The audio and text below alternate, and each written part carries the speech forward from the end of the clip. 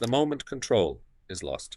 Most people don't realize they bought the wrong car when they sign the papers. They realize it when a conversation quietly changes tone. Not at the dealership, not on the test drive, not in the first year. It happens later. The dealer looks at the screen and says, "We can roll the negative equity." There's silence. Not because something broke, because something closed. But the numbers appear. You still owe $31,000. The car is worth 19. Nobody says, "You're trapped." They don't have to. Conversation moves on without you. You're not choosing anymore. You're being managed. It felt responsible, safe, like the adult decision. This video isn't about excitement. It's about avoiding a car that quietly removes your ability to leave. Because in 2026, most cars don't fail on the road. They fail at the trade-in desk. Why the market doesn't care if you're careful. Between 2023 and 2026, the car market didn't recover. It hardened. Prices stayed high. Loans stretched to 72 and 84 months. One insurance claim locked in higher rates permanently. Repair bills crossed 4 digits without warning. Cars today don't need to break to ruin you. They only need to function while losing value faster than your balance drops. That's the trap. And once you're inside it, something changes. You stop thinking in years, you think in billing cycles. Moves get delayed. With hesitation, you don't feel poor, you feel watched by your own payment. So the real question isn't, which sedan is best? It's this, which sedan still lets you leave later? Price is the bait. Depreciation is the lock. Here are the numbers that actually matter. Toyota Camry Hybrid, 2026.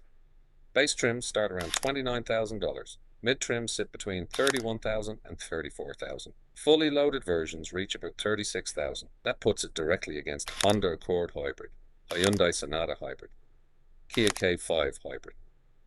On the showroom floor, they feel interchangeable. 5 years later, they are not. Camry Hybrid typically loses about 35 to 38% of its value in 5 years.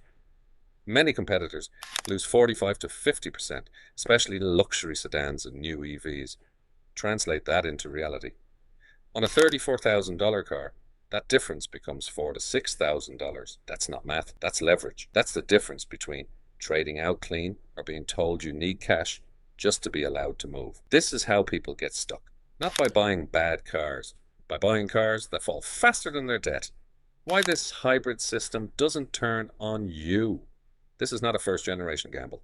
Toyota has been building hybrids for over 25 years. These systems have already lived the life most owners never will. They've been tired, ignored, pushed long past ideal use. Powertrain basics, a 2.5-litre Atkinson cycle engine, Toyota Hybrid Synergy Drive. Around 208 horsepower combined. No turbocharger, cooking oil.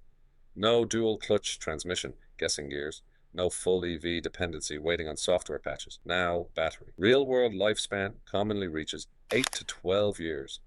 Many examples exceed 200,000 miles on the original pack. But the ceiling of risk here is lower than most modern powertrains sold today. In 2026, boring engineering isn't boring. It's how you avoid becoming collateral damage. Reliability is not about pride, it's about avoiding losses. This is where most modern cars punish owners quietly. A turbo fails just outside warranty.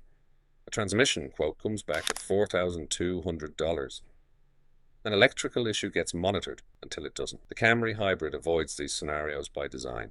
No high-stress forced induction. No experimental drivetrains. No stacked complexity that ages badly. This car doesn't impress mechanics, it avoids them. That isn't luck, that's intent. Fuel economy is the cost that never stops. Fuel doesn't arrive once, it arrives every week. The Camry Hybrid delivers mid to high 40s miles per gallon combined. Over 50 in city driving, under light load, low consumption, even in stop and go traffic.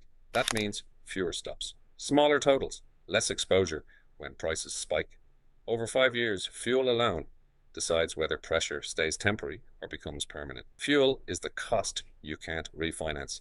It's the one expense that keeps showing up even when everything else pauses. Fuel efficiency in 2026 isn't virtue, it's breathing room. Comfort is about what the car steals from you. Here's what most reviews avoid. Comfort isn't luxury. It's fatigue, traffic, heat, a long day, jaw clenched, neck stiff, hands locked on the wheel. You get home drained, and that tension doesn't stay in the car. It leaks into conversations. The Camry Hybrid stays quiet at low speeds, stable on the highway, forgiving over broken pavement. Seats don't collapse your lower back. Road noise doesn't grind your nerves down. The suspension absorbs stress instead of amplifying it. You arrive with something left. When this car is part of your daily survival, that matters more than people admit. Technology that doesn't demand your attention. Yes, it has modern systems, adaptive cruise control, lane assistance, automatic emergency braking, wireless smartphone integration, digital displays where they make sense. The tech is there. It just doesn't ask to be managed. More importantly, it avoids subscription locked features, over designed touch controls, beta level updates that break routines. Toyota's rule is simple. If it can't survive 8 years, it doesn't belong in the car. Flashy tech wins headlines. Durable tech protects owners. The weaknesses you have to accept. This car is not exciting. Steering feel is average. Acceleration is competent, not thrilling. Design is conservative. There is no plug-in hybrid option. That last point is intentional. Plug-in complexity is where ownership costs stop being predictable. If you want drama, choose something else. The Toyota Camry Hybrid 2026 is not an emotional choice. It's a risk management decision. At Bidding for Autos, this channel exists for one reason: to expose the traps people don't see until the door has already closed. This car is for buyers who want predictable ownership, lower exposure to failure, resale leverage instead of regret, the ability to leave when life changes. It does not promise excitement, it promises control. And in a market engineered to take it from you quietly, control is power. If you're financing for 72 months, this decision doesn't affect your weekend.